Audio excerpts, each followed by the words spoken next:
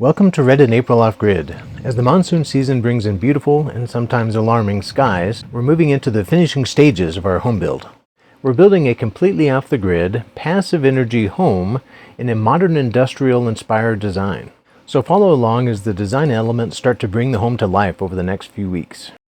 Coming up, we'll be working on the Bathtub Surround, sealing the rest of the concrete floors, and working on the bathroom vanity. Towards the end, we'll be showing you a walkthrough of the completed concrete floors, so stay tuned. In our last video, we installed the bathtub, and now we're moving on to the surround for that tub. Here I'm disassembling one of the frames that we used for the concrete pour on the interior wall of our house.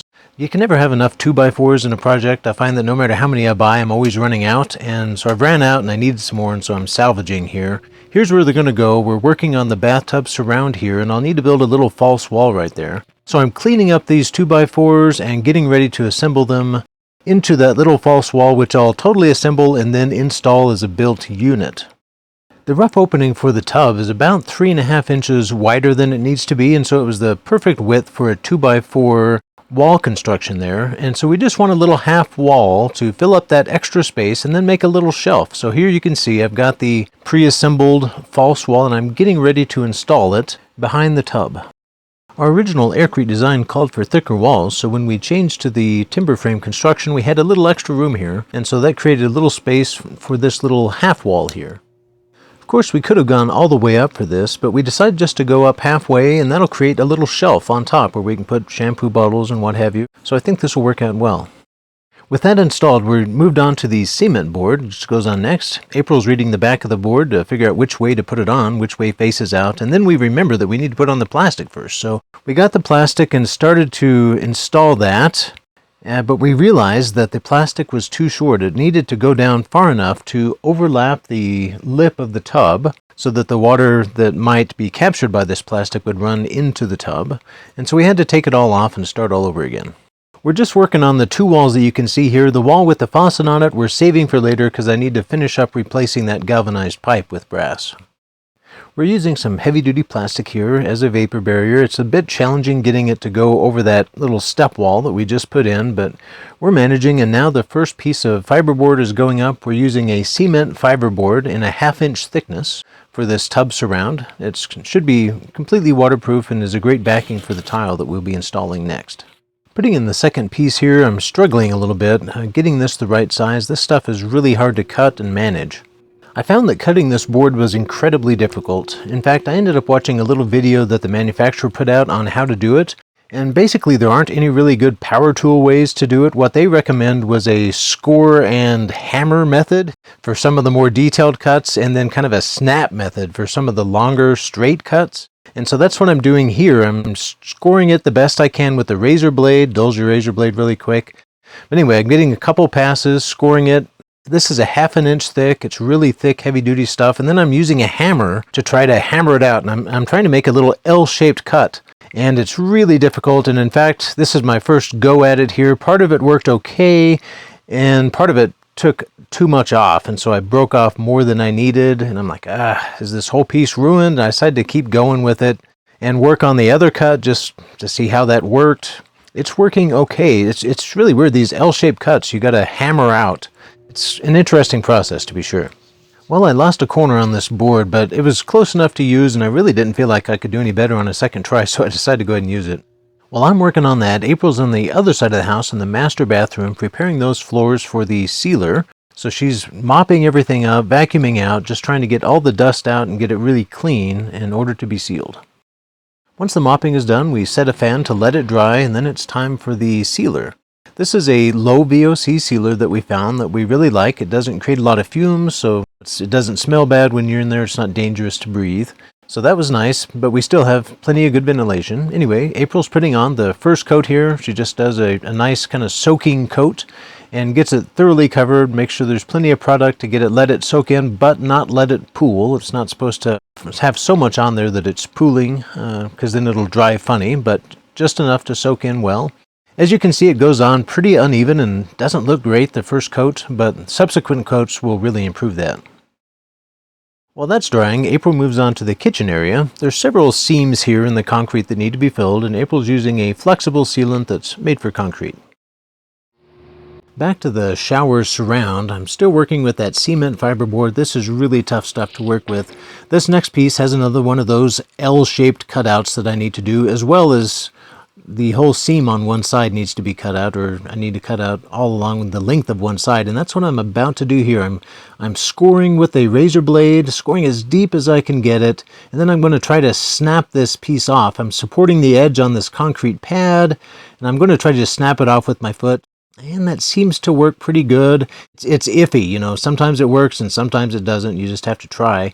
Here I'm doing another one of those hard corners. You can see I marked out a few places. I'm supporting it underneath, and now I'm hammering it out, hoping I don't chip a piece that I don't want out. This one actually worked pretty good. This was my most successful yet. I got pretty decent clean edges.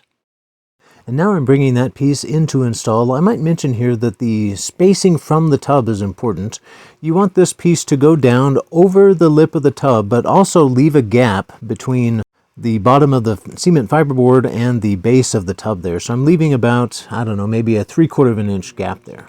Here's another little cut I made. It's difficult to get thin strips of this stuff cut off, so this is the snap method. You actually put another piece on top and then step on it, and sometimes it works, sometimes it doesn't. This time it worked pretty good, and I was able to get a nice clean snap along the edge.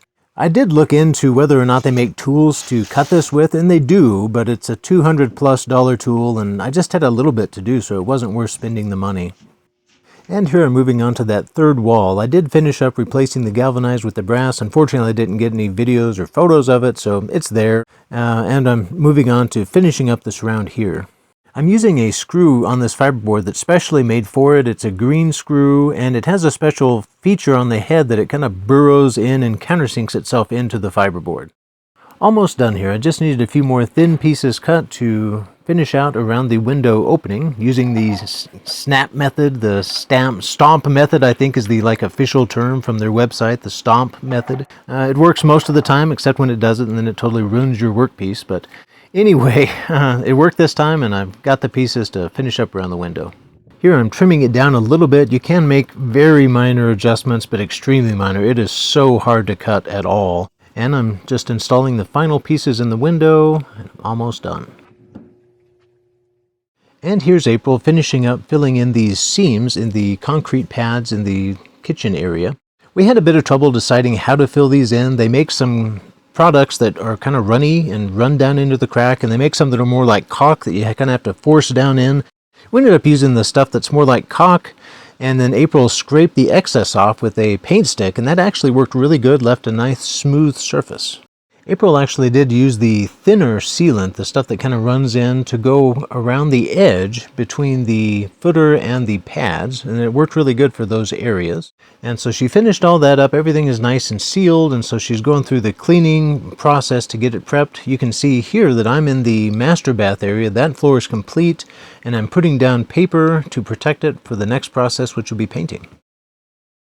And now April is starting to apply the sealer to the last big area of our home. This is the last section of concrete and the biggest section of concrete. This is the kitchen, dining, and entryway area. And so she's starting to put the product on. It takes a lot of product the first time. That first coat really soaks a lot in. But it's interesting. You can start to see some of the character of the floor come out, kind of get an idea of what it's going to look like when you're finished. So it's a lot of fun. Well, she's finishing up with this first coat, just has the entryway to do over there. She will end up putting on 3 total coats. We just got video of the first coat here, and here in a little bit we'll show you the finished product. Might also mention that we're really liking the way this little entryway area worked out with this closet. It's a nice sized entry space with a coat closet right there. I think it's going to be very livable.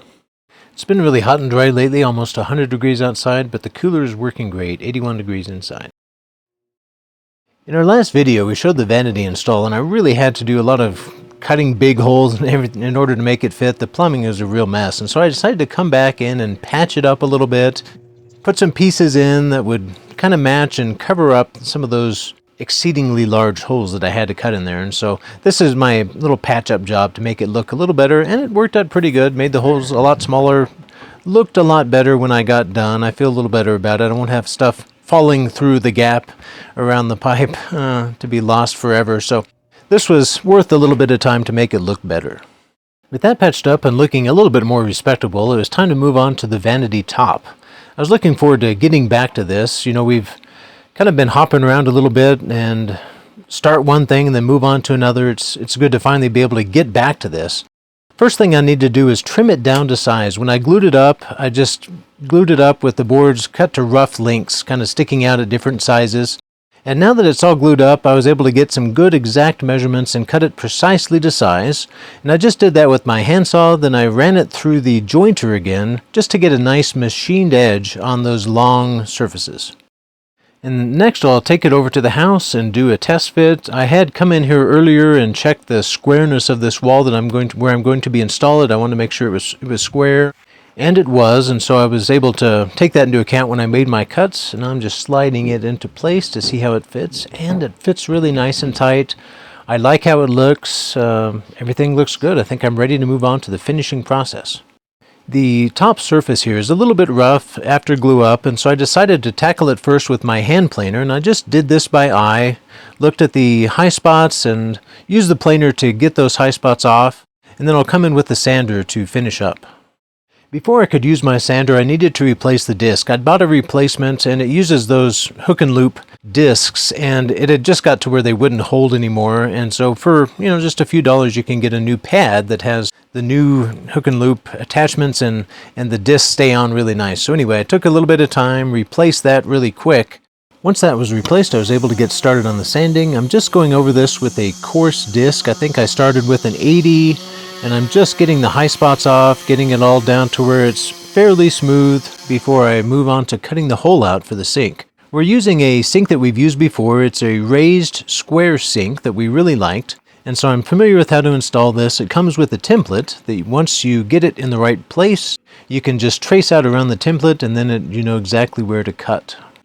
Once that was traced, I elevated the piece and then got a spade bit so I could drill out the corners. It leaves a nice rounded corners that I like. They don't have a tendency to crack out. And then I just used my handsaw and did plunge cuts down and across in order to cut out the square piece for the sink opening. I got as close as I could with the power saw to those corner holes that I drilled, and then I finished up with a small Japanese-style handsaw. That allowed me to do precise work and get right up to those corners without going too far with the handsaw. Once the hole for the sink was cut out, I moved on to finish sanding. I worked up from 80 to 120 to 220 grit and finished up with the 220 grit. I also used the hand sander to put on a corner bevel. And now moving on to the fun part, applying the first coat of finish. Here I'm using a Danish Oil Finish.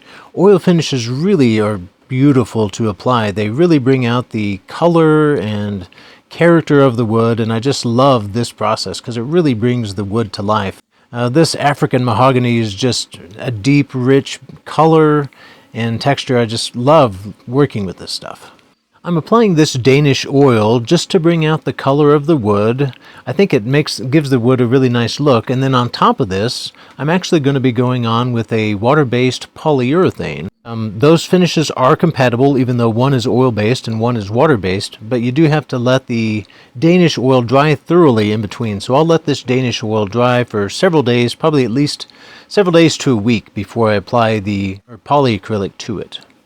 And as April comes around here, you can really start to see the depth of this wood, the beautiful chatoyance in this wood. It's really neat to see. And I'm kind of going along the edge. You can see a little bit of that bevel I put on. I just used the sander to put on a chamfer along the edge, just a really simple finish. So it doesn't have a sharp edge, but it's still just a nice, simple, modern look. Once the first coat is applied, I'll let that soak for a bit, and I'm doing the backside now. I like to do both sides of the piece, even though the backside won't show. Finishing the backsides decreases the risk of warpage later on, so you always want to finish both sides of your product, even if one side doesn't show. Then I flipped it back over, and I'm applying another coat. I want this first coat to soak in as much as possible and the wood to take all it wants. And a quick look at the finished product. Love this mahogany. It's a beautiful wood. Here I'm cutting out a piece of thin plywood to finish the side surface of the bathroom vanity. Since these were a salvage set, the finished side doesn't always face the direction we wanted. And in this case, the piece that shows had a side that used to face the inside of a wall. So anyway, I needed to add a finished surface to the outside so it would take the paint well and look nice when we finish painting. So that's what I'm doing here. I'm also taking the time to use this piece to cut out some kickboard covers. And so I'm cutting a couple pieces of kickboard covers that I'll be able to use not only in the bathroom but also in the kitchen. And here you can see I have it installed. I just glued it on with some adhesive and clamped it in place, and I'll leave this to dry overnight. And now for the concrete floor reveal. April's doing a little walkthrough, kind of coming in the entrance area and then panning over into the kitchen dining room area. We really like how this floor turned out. It has a nice color. We love the gray tone. It's going to go great in the home. This finish leaves a nice sheen, and just love the look in general. The seams ended up really nice and smooth and blending in really well. So love how, filling those seams in worked out. And you can see here the kind of the general texture of the floor. You can see some of the trail marks are still barely visible. There's some low spots that are still visible, but it gives the floor an interesting look. A lot of character in the floor for sure. We just weren't able to grind down enough to where everything was smooth, but it has a lot of character and we love how it turned out. Well, we finally had our first rattlesnake get under the shipping container. I'm really glad it was just a diamondback and not a green Mojave. Those ominous clouds that we showed at the beginning ended up providing almost an inch of rain, and here you can see the water coming in from the road and making the turn to go to our pond. We're really happy to be able to capture all the water coming in off our road, coming into our property through our road. It's just awesome to be able to capture it on the property in this pond. This particular rain provided enough water to completely fill up the pond. It actually overflowed into the swale, as you can see here, and then the swale filled up completely and was just starting to overflow as the rain stopped. So love being able to capture this rain on the property. Dogs will be happy tonight.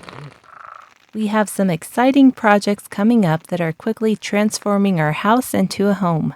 So be sure to subscribe and join us again next time. Throughout this build, we are showing you the various projects in the order we are working on them, but we don't always get to the completed project in each video. On our channel's homepage, we have a playlist with all of our home build videos. They are in order from the beginning and will play one after the next. If you are interested in seeing the whole build or particular projects in order, be sure to check that out. Also, if you want to be notified when we put out new videos, be sure to click the bell and give us a thumbs up. It really helps out the channel.